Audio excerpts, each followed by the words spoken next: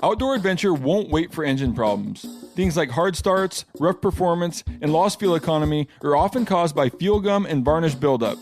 Seafoam can help your engine run better and last longer. Simply pour a can in your gas tank. Hunters and anglers rely on Seafoam to keep their engines running the way it should the entire season. Pick up a can of Seafoam today at your local auto parts store or visit seafoamworks.com to learn more. There's nothing like snook hook sets at dawn or catching a tarpon in the moonlight. Find your next fishing trip made easy on fishingbooker.com and experience the magic of the Sunshine State or any other destination on your fishing bucket list. Book a blue water adventure in search of sailfish or go snapper fishing with the kids. With over 6,000 captains and trips to choose from, planning your next one just got a whole lot easier. Download the Fishing Booker app on the Google Play or App Store or visit them online at fishingbooker.com to book your trip today.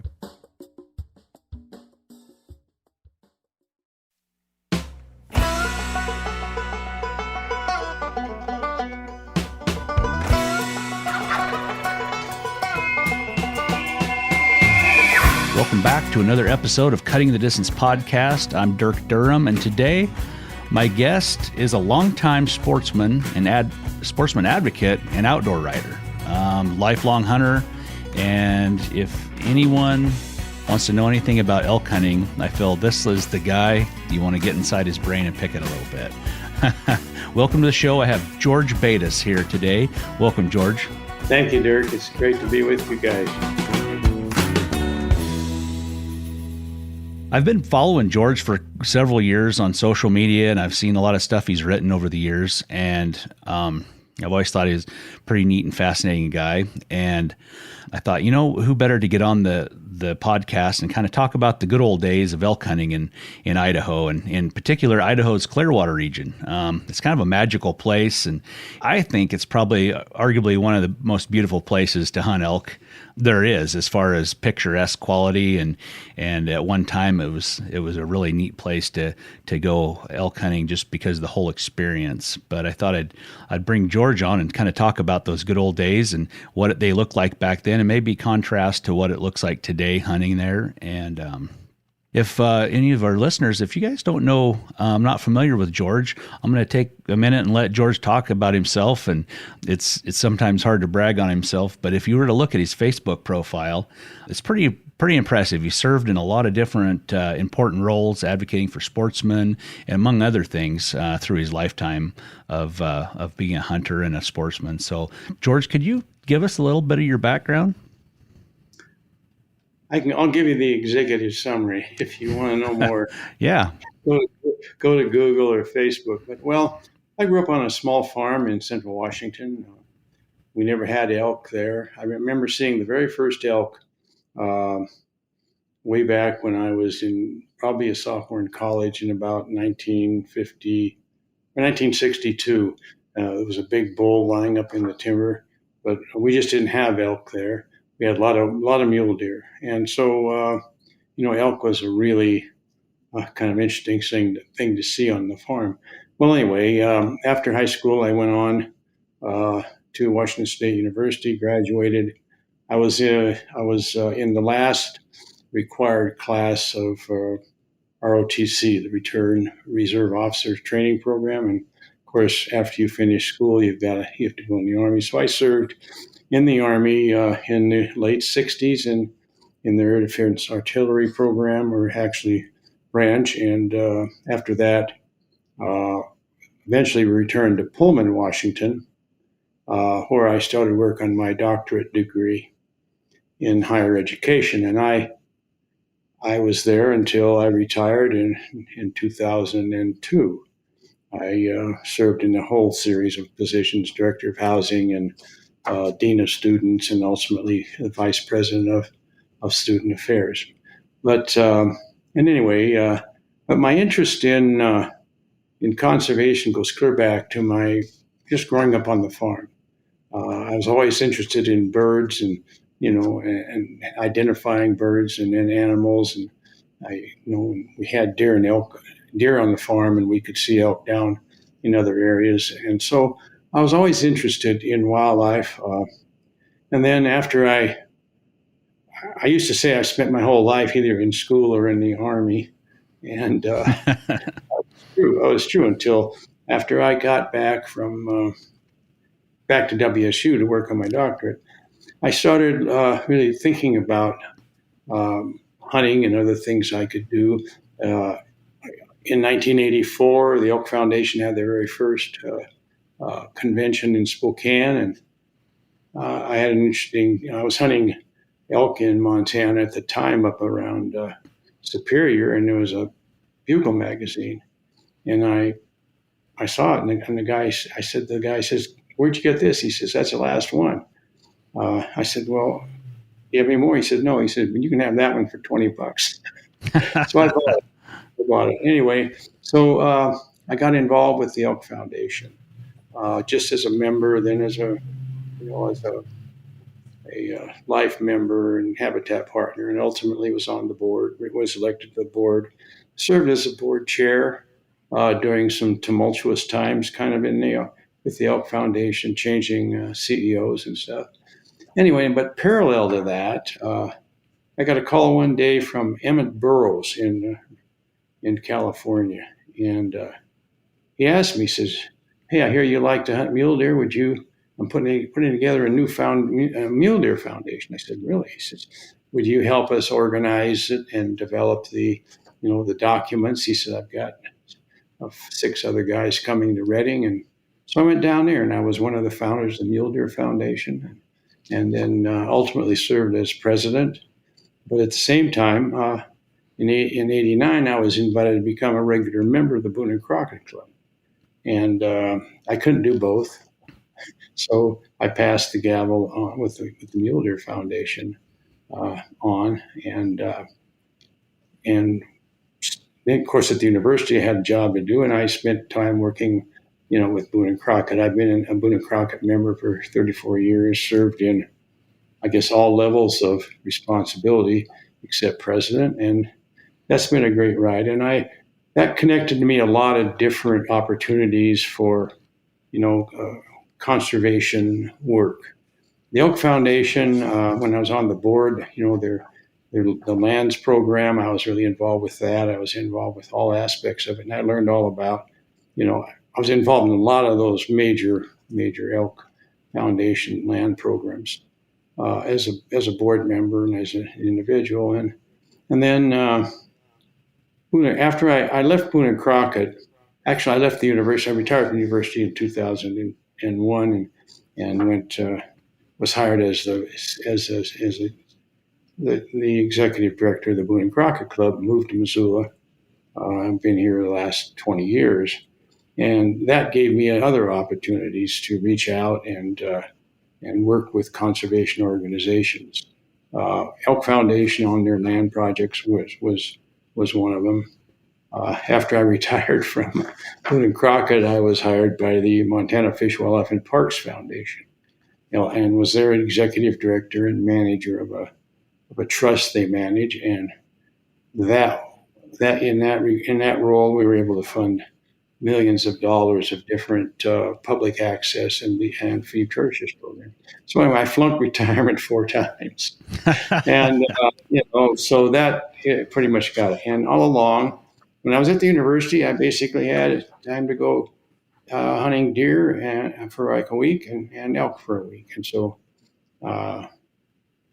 that's when I discovered the Clearwater, and I can tell that story. Yeah, that's great. That's quite a impressive list of roles of that would consume a lot of time and responsibility, definitely, especially working full time when you're at WSU and you were serving those other roles. That's an incredible achievement, really. That I don't think a lot of people can do that. I know I don't think I would be capable of having that much heaped on my plate on a daily basis. So that's cool. A lot of the roles I had at WSU were, involved students and student behavior in the residence halls and fraternities and sororities, and I was on call 24/7, and so I could typically an elk hunt in Idaho, after we figured out, where to go in the Clearwater, I'd have a staff meeting Monday morning and meet my buddy in Lewiston with the horses, and away we'd go. And I'd come back Sunday and be right back at it. 2 weeks later, the deer season opened, and I'd be a week for deer. That was it until maybe Thanksgiving, and then. But I always tell young people to just follow their passion. I don't fish, but I hunt. Yeah. And I figured, if you're going to do something well, you got to keep your eye on the football. And for me, it was hunting. It was deer hunting and elk hunting, of course, then brown bears in Alaska, yada, yada, and all those other things I've done. But it was all about hunting, learning your rifles and studying the ballistics and learning to reload, all of that. And so, anyway, that's kind of an executive summary. Yeah. I love it. So when did you first get into hunting with horses in the backcountry? Well, the Clearwater is what got me into the horses. Okay. What year was that?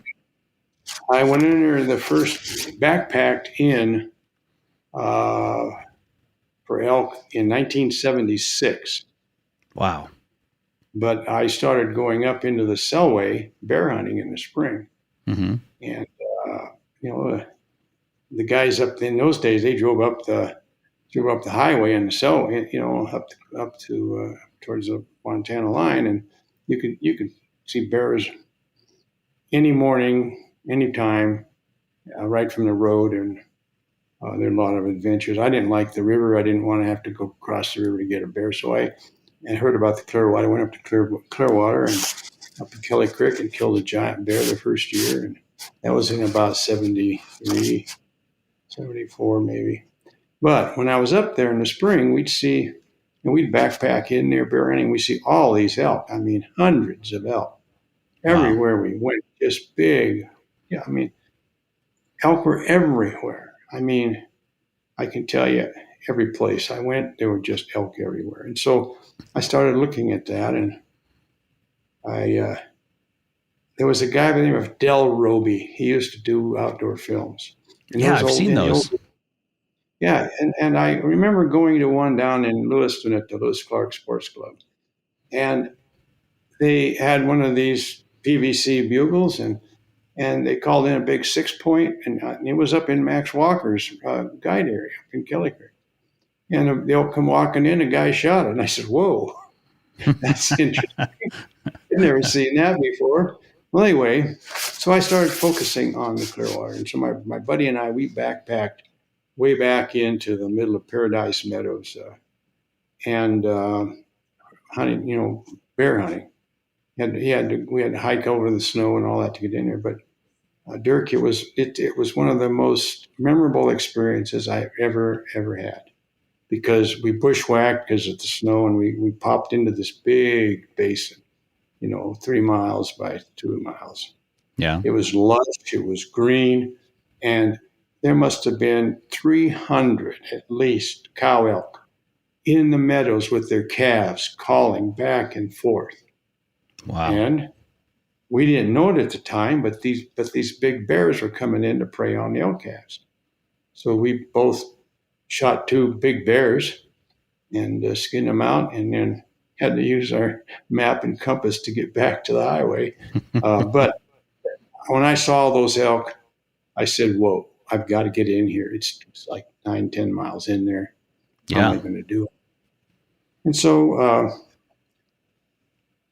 I had to put together a group of guys, and guys I knew, and guys that were good elk hunters, and guys that I trusted. And there was an orthopedic surgeon from up in Bellingham, Washington, and a friend of mine from Seattle that hunted elk together in Oregon. And they'd camp on the Washington-Oregon line. Oregon would open, they'd shoot a spike there, then they'd come back on the Washington side in the Blue Mountains and shoot a spike. So I called Andy and Bob. I said, hey, guys, you want to come to Idaho? We need some horses to get where I want to go. And they said, sure.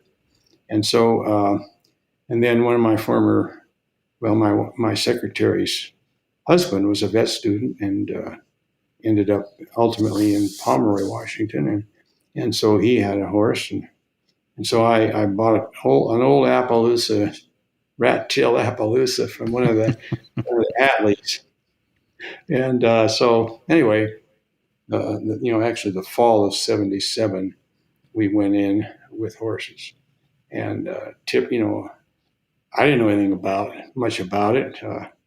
Now I say we used to pack like sheep herders because we had deckers and stuff, and we tie stuff on, and it'd fall off, and then knots would come. Anyway, it was those four guys. We hunted that for 12 years, Wow. and during that time, we never hunted more than 3 days. It was rifle. We'd pack in on Monday. We'd drive up the trailhead on Monday, pack in Tuesday, set up camp, and the season opened on Wednesday in those days. Like the last week of September, and the bulls were just really vocal. I mean, at night you could just hear bulls bugling all around you, everywhere. And the first 2 days we got four nice bulls, and we had too much gear. We ended up boning them out because we didn't have enough horses to do everything, and we backpacked what we could, and we went out that way. Then we added some horses. I got a couple of horses, and ended up that we had like 12 horses to go in there. With 4 elk to pack out and 4 guys in your gear, and that was before lightweight gear. Sure. I've got pictures of me in there with my blue jeans and my yellow plastic raincoat soaking wet. Those. But Dirk, you were in that country. You hunted that country, but yeah, and of course I went back and I want to know the history. So I went back. I read everything I could find about the wildfires. Sure. And how the red stem ceanothus was a really important winter food. And I mean, there were so many elk in there in those days that, and if you've been in there, hiked up over Cook Mountain back in that country, the elk trails were 2 feet wide and a foot deep. Wow. Those trails are still there. Yeah. I've been in there a couple of years ago, and then a couple of years before that. The brush is 10, 12 feet tall. And I knew where the trails were, and I'd be going in there with my horse, and pretty soon he'd stumble and he'd fall down in the elk trail. But I mean, it was unreal. We hunted it for 12 years. Wow. And we hunted hard. I'd go in there in the summer. It's funny because my hunting partner from Pomeroy, he was in the Nazarene church, and he could always find a couple of young boys, maybe boys with just a single parent, that would want to go with us. And so we'd take them in there, and there's no timber in there, and we followed elk trails, and we took out some. We dug out some downfall and maybe cut a limb or two off of the brush, so we could navigate in the morning, before daylight, and get out away from camp. Because every year the circle got wider, and finally we were killing elk clear over on Cook Mountain and coming back at 2 a.m. But anyway, like I say, we all hunted hard. It was like a military camp. The night before, we get all the topo maps, and we talk about this, and we talk about where one guy was going and where everybody went. And then as soon as one guy got his elk, he'd come back. He'd get his elk out, or one of us would go with him and get it out, and then he'd take care of the horses and cook. And it was that was kind of the drill. But the habitat was lush. As you said, it's probably one of the most beautiful places I've ever been. Yeah. And now, later on we can talk about what's changed. You guys were in there in September, and that was rifle hunting back then? Yeah. Yeah. Wow.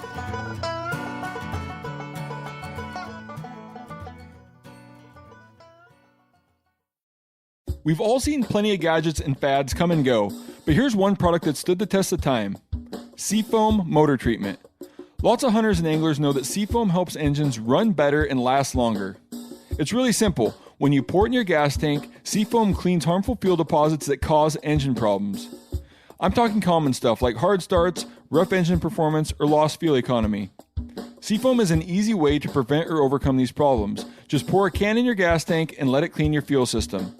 You probably know someone who has used a can of seafoam to get their truck or boat going again. People everywhere rely on seafoam to keep their trucks, boats, and small engines running the way that they should the entire season. Help your engine run better and last longer. Pick up a can of seafoam today at your local auto parts store or visit seafoamworks.com to learn more. There's nothing like snook hook sets at dawn or catching a tarpon in the moonlight. Find your next fishing trip made easy on fishingbooker.com and experience the magic of the Sunshine State or any other destination on your fishing bucket list. Book a blue water adventure in search of sailfish or go snapper fishing with the kids. With over 6,000 captains and trips to choose from, planning your next one just got a whole lot easier. Download the Fishing Booker app on the Google Play or App Store or visit them online at fishingbooker.com to book your trip today.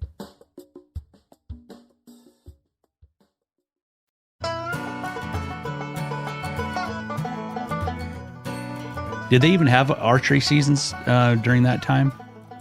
They did, and we seldom ever saw a bow hunter. Okay. And what happened was, after about 8 years, Max Walker was an old-time outfitter. He was a great guy. And then Gordon Stimmel was back in there. And I knew both. Knew Gordon, never knew Max. They were gentlemen, and there weren't many people that ever go in there. There were a few people going in with horses, but not many. And the outfitter camp in there in Paradise Meadow was just all tromped down, and it wasn't really very active, and we never saw an outfitter. But then a new guy came in and bought the outfit, and he didn't like the fact that we were going in there and packing out elk. So anyway, we ended up moving over on the other side on Cook Mountain, and we still hunted the same areas. But and then I always remember, right, we have to ride out through the lodge poles and in the dark, and it was real flat up there. And if you didn't know your way, you get lost. And my horse knew his way to where we'd ride out and tie off.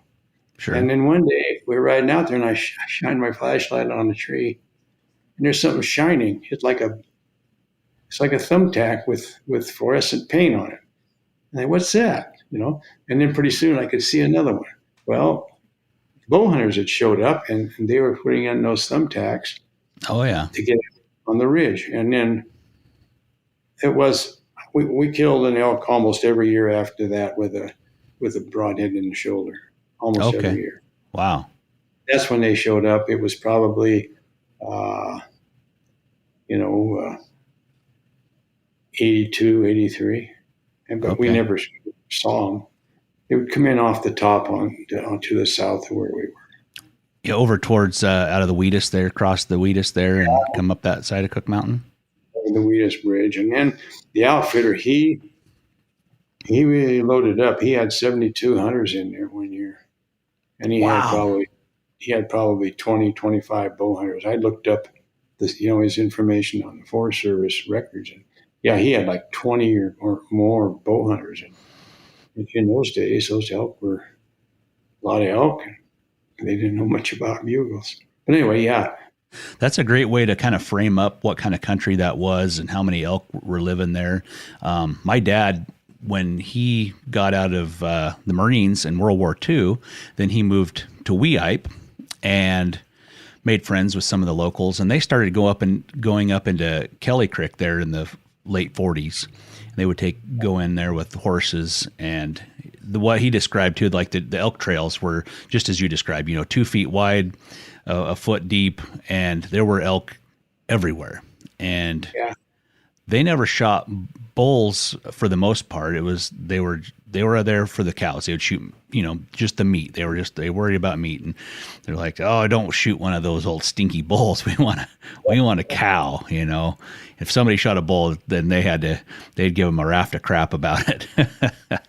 But there was kind of a turning point. An outfitter started guiding up Kelly Creek there, and it sounds like a similar operation, like tons and tons of people in camps and all over the hillsides. And he said it got to be kind of a rat race, and he was there for the quiet and the getting away and not seeing a bunch of people and then good hunting, and it just got to the point he just gave it up. He's like, well, I'm not going to go back up there anymore. But it's interesting. We did everything we could to prevent any interference with the outfitter. And we camped at the far end of one outfitter's area, and we basically hunted on the edge of the other outfitter. And frankly, we never saw the outfitters up there except when we're packing meat out. And it was a really we stayed out of their way. And yeah. Well, to this day, if you get on Google Earth and you go to that place that you mentioned, there's a salt lick there that's about the size of my house, that's still there. And I don't know that there's very many elk hitting that salt lick anymore, but they beat it down so bad back in the 70s and 80s that nothing will grow in that spot. Well, the outfitter I'd never seen big 1 foot diameter or 2 foot chunks of rock salt. And one day he was coming in with his mules, and they're all loaded with rock salt. Mm-hmm. And there are big licks in there. But now, two of the biggest licks are so overgrown, they're hardly there. And we put some up 2 years ago and left them there from the middle of August till bow season. And on one camera, we had a raghorn bull, a cow, and a yearling, and those, the licks are still there. There's some deer come in, but if you've seen those licks, they dig it right down in the ground, and they can't salt anymore. But there were a lot of other. I met some good friends. My friend would.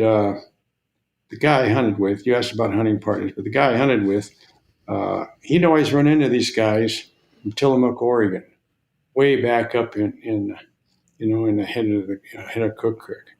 Yeah. And I'd never seen it. So it was the first Elk Foundation meeting in Spokane. I had a banquet, and I sat down at this table, and there was 4 guys sitting there. And I introduced myself. Couldn't believe it. They were from Tillamook, Oregon. They were the guys that were coming in from the Locksaw. Oh, no kidding. Yeah. But anyway, you talk about how many of us were hunting. 1 is great. 2 is enough. 3 will work. And if you know each other and you care about each other and they're not jealous of each other, 4 is a good team, but never more than 4. And one of the things people always want to know where we're hunting. Well, and then some people get angry if you don't tell them where you're hunting. People followed they're looking at my vehicles and my horse truck and this and that. But we never took new people into the area just because, there's an outfitter in there. We didn't want to bring other people. And if somebody showed up, they showed up. But that was a golden rule for us. We never took anybody outside to our camp.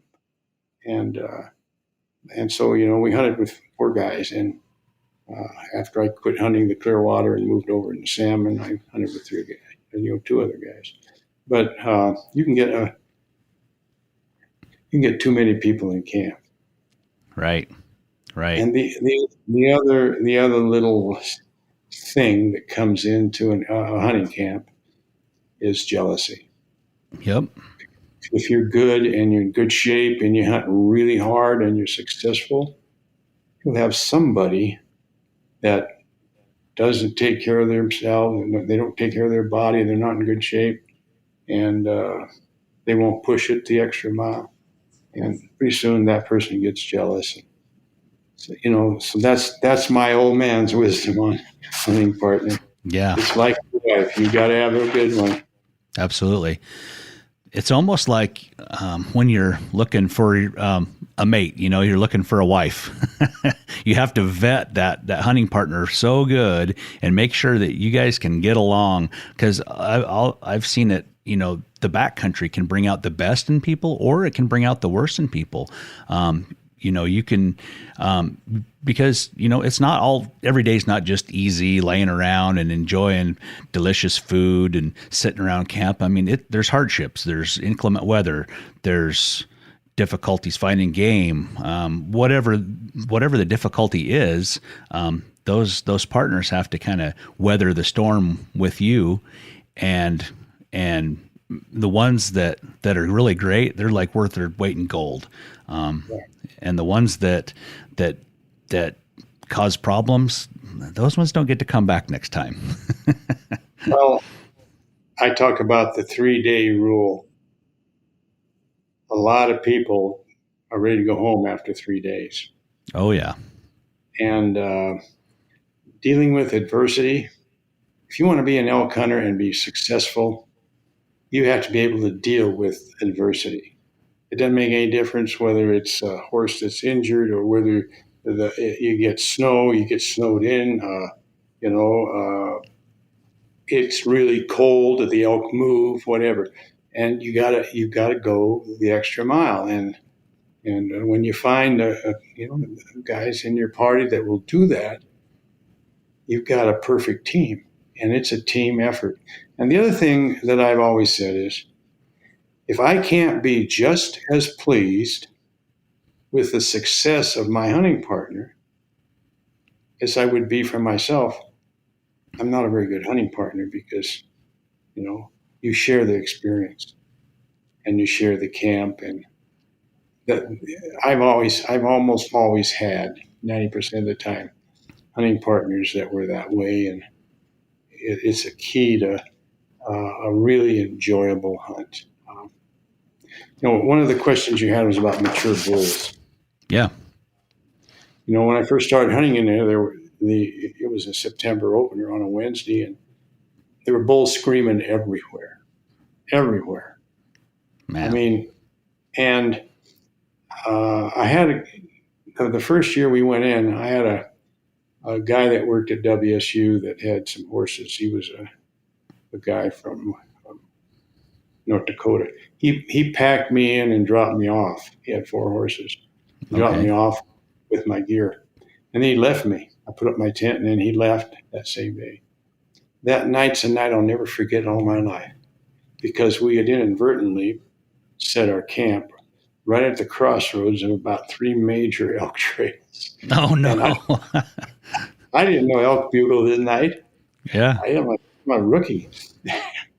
I'm lying there in the tent, and it just gets dark, and I hear this water splash, and I hear this bull just scream. He's like 10 feet from my tent. Oh, man. And then the other screams, and all night long. And the elk would come down, they'd be splashed in the creek, they'd smell me, and they'd be bugling. I mean, all night long. I didn't sleep all night. But most all the bulls we shot, 90% were mature bulls, mostly all 6s. And, we shot the first really legal bull we could get. True. You didn't turn down a 5-point but there weren't very many 5 points. I mean, there were so many mature bulls in there in those days. I've never seen anything like it since. Wow. Did you ever see any that were just remarkably large, like giant, like, wow, today, people's always looking, they always throw around big numbers, 400 inches or 350 inches. Would you ever say you saw anything of that kind of caliber back in those days? There was one in there that would have probably gone 360 or more that some guys from Oregon killed. The biggest bull I killed in there was just short of 340. My buddy Jerry, he killed one the same night, just short of 340. But those are the biggest bulls we saw. Yeah. Most of them were 300 class 6 points. Okay. Or maybe, but I've been a Boone and Crockett scorer, so when I look at a bull and I say he's a 300, he probably is. But I'm amused at how Boone and Crockett scores are thrown around. Oh, it's funny. Depending on who you talk to, it's like if I'm talking to one person and they said, yeah, I saw a 300-inch bull, sometimes I'll subtract about 20 or 30 inches. And I'm like, okay, so, because a lot of people, as soon as they see a nice 6 point, they're like, oh, there's a 300 bull. Well, and a 300 bull is a really nice bull. That's a big, heavy horn bull, good beams, good points. That's a pretty nice bull. They don't grow on every tree, that's for sure. No, but back, in days we were hunting in there, you can almost always find a nice 6 point the first or second day. Wow. Never hunted in 3 days, and we packed meat the fourth day, and when the pack went home the next day because I had to be at work on Monday. You ask about the condition of the forage and the habitat. Yeah. It was perfect. It was ideal. If you go back and read about, the fires that burned in there and 2 successive different big fires, the conifers were really burned, and there were brush fields, but the brush fields were immature. If you could find a 10-foot in this one great big open area where all these cows were. There were huge meadows and a lot of ferns and would grow in those meadows and stuff. And there was a lot of water, but no conifers at all. And then as you got conifers there were a lot of immature conifers. Sure. Fir, mostly fir, some hemlock in there, and I remember. There was one really steep trail or ridge we had to pack meat on, and it was hard to figure out where you were. And so every once in a while we'd nip the top of a little, like a 3-4 foot Christmas tree, just cut the top off. Yeah, about that, and because you could see that, and you'd look for that. Now those trees are 50, 20 feet tall, and you could see, they've got triple tops or something. But yeah, they scream much. And there are hillsides. We could shoot across. I always hunted with a 340 Weatherby, and I knew the ballistics. And you could shoot across from one side to the other. Now you couldn't see an elk on that hillside across there ever. And then, what's happened? Well, I've gone in there fairly religiously, just to go in there. Sure. And look and see. It's such a neat place. I took my kids in there, my daughters, and we'd go in and camp. And was in there 3 years ago, and we probably rode 70 miles through there with the horses. Found one elk track. Wow. One. And you used to be able to ride an ATV from Cayuse Creek, clear across to the Locksaw. Yep. And the roads were there were elk trails coming down the cut bank, and they're just trails, foot deep, where elk are coming down the cut bank, crossing the road and going across. Yeah. About 7 years ago, I never saw an elk track on that road all the way to Cayuse Meadows from the Locksaw. And the elk just aren't there. So what's the deal? What's the deal with the wolves, and what's the remedy? About the time I quit hunting there, the elk numbers were down, but there weren't any wolves there yet. And the black bears, I shot a lot of black bears in the Clearwater, a boatload, because you could shoot two. And we'd go in early, and if I got a brown one, then I'd hunt for a black one. And we shot black bears with, after just minutes after they killed an elk calf. But then Mike Schlegel did the study on the elk depredation, or the bear, the depredation by bears through back. And I'd see Mike up there in the cellway and stop and look at his data. And they had mortality signals on their calves. But at one time, the elk mortality in there was like 70-80% on the calves. And the black bears kill a lot of calves. Right. And of course, then you've got lions. Well, it's a habitat issue as well. I mean, people want to blame the wolves. Yeah, the wolves are in there. But you can't just blame the wolf, because it's a combination. Jim Peake is a wildlife biologist that I have always respected, and he'll talk to you about the batholithic soils and how the burn just really burned the soil. And the conifers and the brush is coming back, and that's not good elk habitat. So anyway, and then, we know about the wolves. I mean, when they were in there are a lot of photos on Facebook and stuff, of the wolves slaughtering elk down right on the river. But the combination is the sticker. But now, Mike Schlegel is a really good friend of mine. He's a wildlife biologist that really has studied that. Right now, and I've known the fire manager over on the Clearwater. He laid out a whole series of burns in the places that really needed to be burned. Sure. He laid those out. I saw I saw his maps. Guess what? People don't like smoke. and now they haven't done any of those burns simply because of the image that and the social pressure that people put on the Forest Service because of smoke. And he finally left. But there are all kinds of burn units laid out all over that Clearwater that haven't been burned and should be burned, but probably never would. So, it's a tragic thing. The other issue I've encountered up there is the motorcycle access. Okay. I'm not an anti-ATV motorcycle person, not at all. Sure. I've had ATVs. I've never had a motorcycle. But the last time I was in there, we camped clear up in the head of Cook Creek and came in from the Locksaw.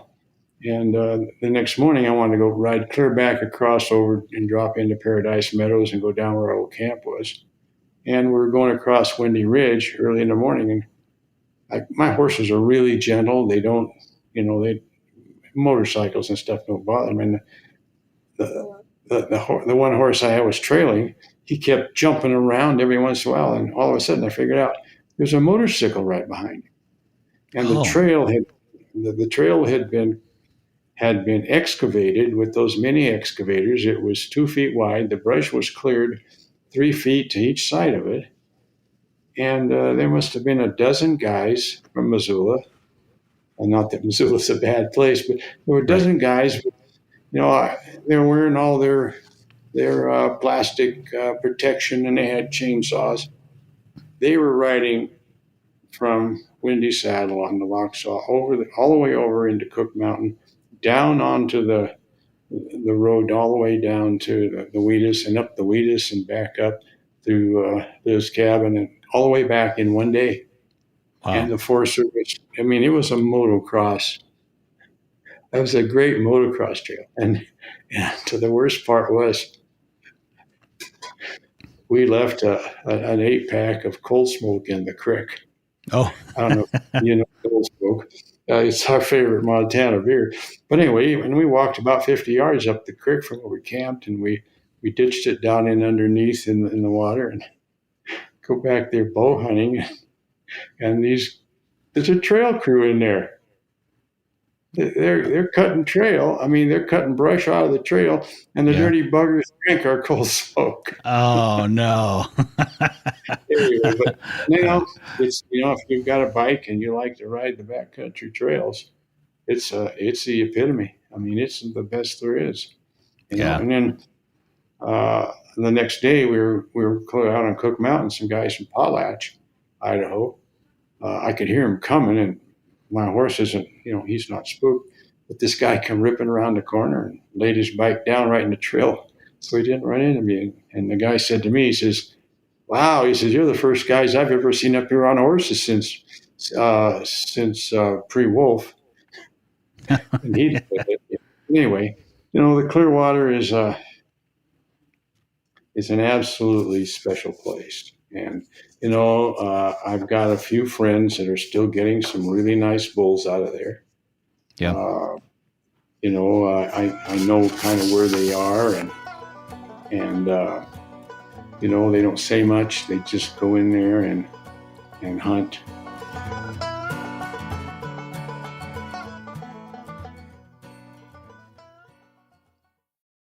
We've all seen plenty of gadgets and fads come and go, but here's one product that stood the test of time: Seafoam Motor Treatment. Lots of hunters and anglers know that Seafoam helps engines run better and last longer. It's really simple. When you pour it in your gas tank, Seafoam cleans harmful fuel deposits that cause engine problems. I'm talking common stuff like hard starts, rough engine performance, or lost fuel economy. Seafoam is an easy way to prevent or overcome these problems. Just pour a can in your gas tank and let it clean your fuel system. You probably know someone who has used a can of Seafoam to get their truck or boat going again. People everywhere rely on Seafoam to keep their trucks, boats, and small engines running the way that they should the entire season. Help your engine run better and last longer. Pick up a can of Seafoam today at your local auto parts store or visit seafoamworks.com to learn more. There's nothing like snook hook sets at dawn or catching a tarpon in the moonlight. Find your next fishing trip made easy on fishingbooker.com and experience the magic of the Sunshine State or any other destination on your fishing bucket list. Book a blue water adventure in search of sailfish or go snapper fishing with the kids. With over 6,000 captains and trips to choose from, planning your next one just got a whole lot easier. Download the Fishing Booker app on the Google Play or App Store or visit them online at fishingbooker.com to book your trip today.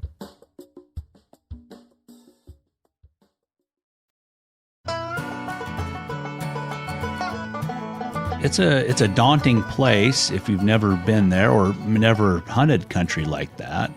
I know, there's some people who live there close by or have spent a lot of years up in that country hunting that they'll find success. A lot of folks who hunt from out of state will come up and never been there, and they might spend 10 days without even seeing an elk. Just because it seems like it's kind of the population of elk is a little bit pockety. Like you may go miles and miles without seeing anything, and then one little pocket, the elk feel really safe, or maybe the wolves don't bother them there, or people don't bother them there. Whatever reason, they'll have a little spot they like to be, and you'll find some elk, and it's like winning the lottery, finding one of those spots. Yeah. And as far as wolves, there used to be a lot of wolves in there. You could hear wolves howling every day, bow hunting. And now you don't hear them very often, seldom. I think back in where we're hunting. Yeah, I think they follow the food, and as the elk numbers decline, then they keep moving to try to find food. They probably move closer to town, for sure. I'll chase one side rabbit, and then we'll talk about my book if you'd like. But I used to run into some guys from Pennsylvania, clear out on the backside over there, and they had a gun that looked like it was a 6.5 Weatherby, 6.5 Weatherby, WWH. Now it's in the old days it was a Weatherby Wright Hoyer long range rifle, and and they had a bench rest set up in front of their tent, and they had basically wall tent and a bench rest, spotting scope, and they were shooting elk, 800 or 900 yards across the canyon. Yeah. And I asked them how many they'd lost, and they said the problem is we get over there and the brush is thick, we can't find some of them. Anyway, I mentioned it, and I was talking to Mike Schlegel about it. Now there's a limit on the weight of the gun you can use, or the rifle you can use. But so with my book, I'll just be fairly short. It's called The Hunting Horseman. It's available at Western Hunter on the website, on the Western Hunter website. You can just Google it and find it. Yeah. What's the title of your book? It's called The Hunting Horseman. Okay. And so after I left Moon and Croc and stuff, Ryan Hatfield is a guy I'd hired from Council, Idaho, as assistant director of big game, and he left and he went to work for Eastman's and such, and he ended up with Western Hunter, and they wanted to start a new elk hunter magazine. So he called me and asked me if I would be willing to write an article every month or whatever. I said, well, yeah, but he said, why don't you write about horses? I said, well, Ryan, I said, there's a lot of stuff out there about saddles and how to pack horses, and Smoke Elser's got books out, and, Joe Back wrote the original one and all that stuff. So really about horse packing, the techniques, that's pretty well covered. But I said, if you want me to write something, I'll write about using stock in the backcountry for hunting, period. Yeah. And so I started writing some articles 12 years or 11 years ago. And so I was writing these articles, and they were published. And then kind of in the middle of that, I wrote an article that was entitled Pack Like a Hunter. Okay. Well,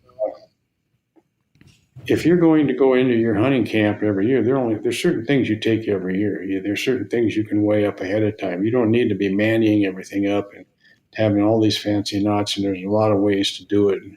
Anyway, that was a really interesting article. But anyway, so my health changed dramatically 1 year ago, February, Valentine's Day, and we didn't know how much time I had, and so Chris Denning, the publisher of Western Hunter, called me. He said, George, he says, what do you think about putting all your articles in a book? I said, yeah, that'd be kind of cool. And so we spent some time last February and March, and they compiled all of the articles I'd written for the Western. Actually, it started out Elk Hunter, then it went to Western Hunter. Yeah. And so they put it all together, and it turned out really nice, really well. It's full color, the whole thing. It has some tributes friends have written that hunted with me, but you won't find another book like it. It's got stuff in there, things in there about access, and it's got things in there about conservation issues and stuff, but most of it's about hunting and everything from how you put up a wall tent with poles to where you site your camp. But it's 300 pages. It's good reading. And anyway, it turned out really. I'm wondering, are those guys going to have those available at the Western Hunter Expo or Western Hunting Expo in Salt Lake City next week? Well, Chris just got back from SCI, and I'll suggest that he have some available. Yeah, it was limited production of like 1,000, but I'm going to talk with him about it. Yeah, that's good. I'll have to go by their booth, and I always like to try to track those guys, Chris and Nate, and those guys from Western Hunter down anyway, and razz them a little bit, and I hope they got the book. I've been wanting to pick it up, so maybe I'll be able to pick one up there. If not, I'll just order it on the website. Yeah, it's a book you'll keep or you'll pass on to your relatives or your children that like to hunt, because it's a basic Boy Scout manual, but not really. Yeah. That's awesome. Well, so any last comments on the Clearwater country? And, there's been some wildfires in the last decade there, but maybe haven't been strategic to where it would still help the elk population rebound. What needs to happen to get that elk population to rebound in the Clearwater region? What do you think it's going to look like in 5-10 years from now? Because I know there's a lot of that timber that's maturing, and if you spend any time up there, you'll see a lot of deadfall from beetle kill, or and then there's some of the wildfire as well. But what do you think the future holds for the Clearwater? It really depends on the Forest Service.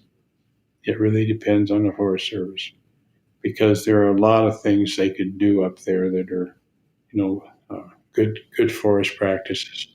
But in order to create elk habitat, you have to have open areas. You have to have, feeding areas and bedding areas and tree canopies. But there has to be, grass that they eat. And when it is all brush, and so you've got to burn that brush. The brush has to be burned. And they know how to do it. But the social pressure and the current leadership in the Forest Service they have not seen fit to do it. But they have a plan, and it's all been mapped out. And it's a habitat issue, number one. Fish and Game's dealing with the wolves. They've gone in there with a trapper and taken some out with the helicopter outfit. But it's a big time thing is the habitat. And somehow we've got to figure that out. But we know what to do. The sad thing is we know what to do. Mike Schlegel and I have talked about this forever. And he's made charts about how important that elk resource was to the economy of Idaho and all that. He's charted the decline in the herds. But any biologist that knows that country will just tell you it's a habitat issue, and we've got to burn some of that stuff.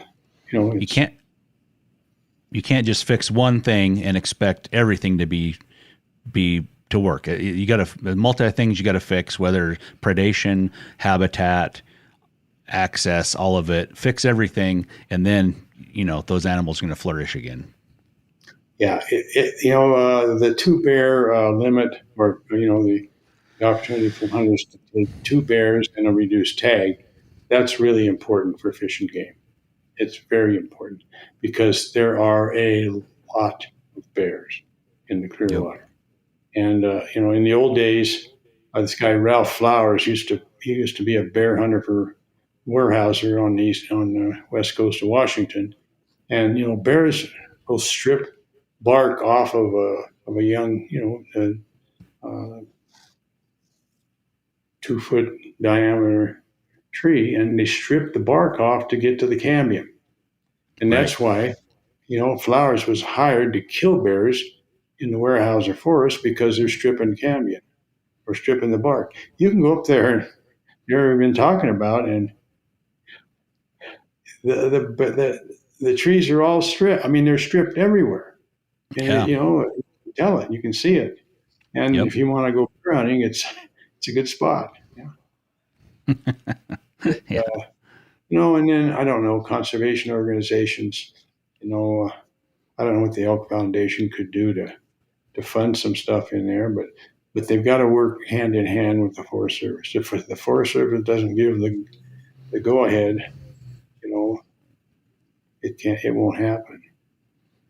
Do you think we could rally enough sportsmen to put pressure on the fish, or not the Fish and Game, but the Forest Service to maybe take a look at some of those kind of things? I feel like it seems like the people that don't want you to burn, they have a bigger voice than the people the other side.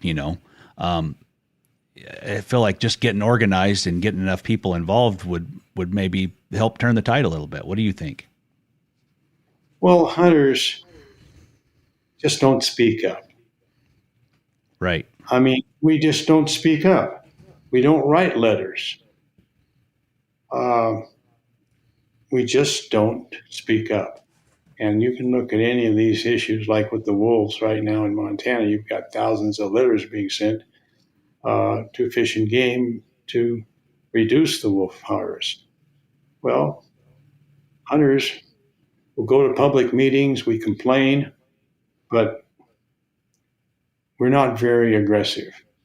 And I guess, the young hunters that are coming on, if there's anything that they can take away from this podcast, is get involved.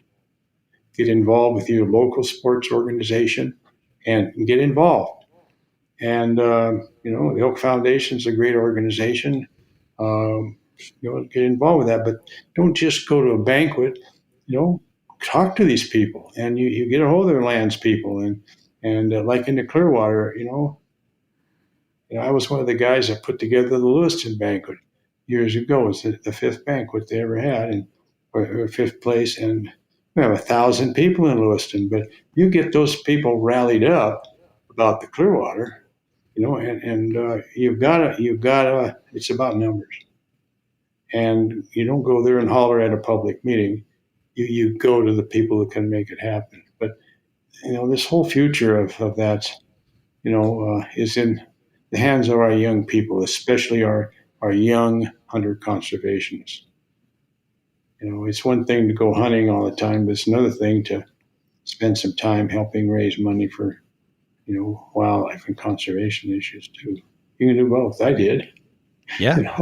You got to have a side hustle for conservation along with your job. There you go. Yeah, I like that. Yeah, and people they think, oh, I don't have time to write letters or reach out or call your representatives or your legislators in your state or whatever. But it doesn't take any time. You can pick up the phone and start calling and spend 30 minutes on one particular day, or you could you could type out a professional sounding email within an hour or maybe two, and there's so much. If maybe you feel like you're not a great letter writer, today there's all this AI.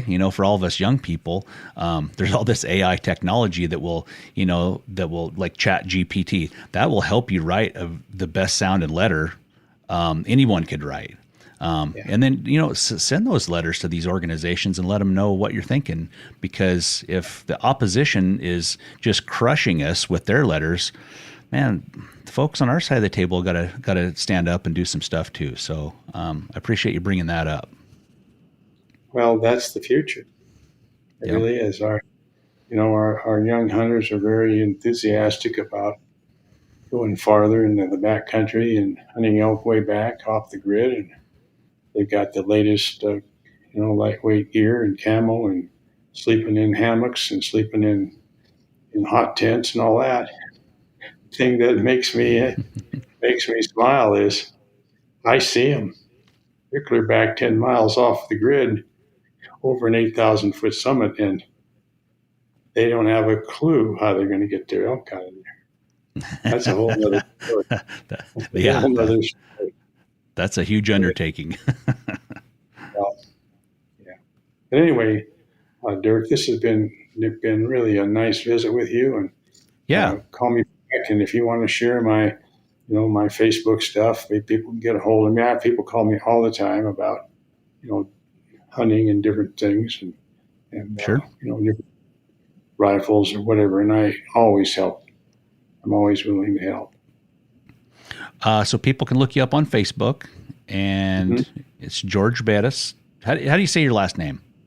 Bettis, Bettas. Okay. Bettis is close enough. Okay. Bettis is even better. And do you have Instagram? I do, yeah. I think it's just G Bettis on Instagram. Okay. Right. Well, that's great, man. I've really enjoyed this conversation, and as you described that country back in the old days, my head was just spinning thinking about those bulls bugling all night long, and the meadows full of elk, and if you've seen that country, it makes your head spin, and to see what it is today, it's a very stark contrast. Like, you could probably give people a map and say, oh yeah, go hunt an elk up there, because you're not really giving anything away at this point. There's just not much for elk up there. But I still like to go back and visit those old spots and go over to where old Gordon Stimmel used to camp in different places, and where I used to camp, and then go ride a loop down towards the Wheatus and that. It's just there's special places on this earth where you've been, me usually hunting, and there's a special feeling you get there. There's the smell. We used to have grass 2 feet tall at our camp, right? And after you just turn the horses out with hobbles, they're knee-deep grass. They hardly walk 100 yards from the tent. Now, almost any place you go is so dry on these ridge tops, and the cows have eaten out the riparian areas. You got to pack your own feed, and wow. that was so neat about that camp. It was, and hunting pressure. There were a few guys that would hike in, but most guys would use the road system. And I never saw anybody else other than a few guys I knew that had horses in there in all those years, 12 years. Wow. Well, it's an amazing place for sure. Yeah. Well, I really appreciate you involving me, and if I can do anything else for you or any of your listeners, let me know. All right. Well, thanks so much for coming on here. It's been a pleasure for sure. Thank you much. Thank you.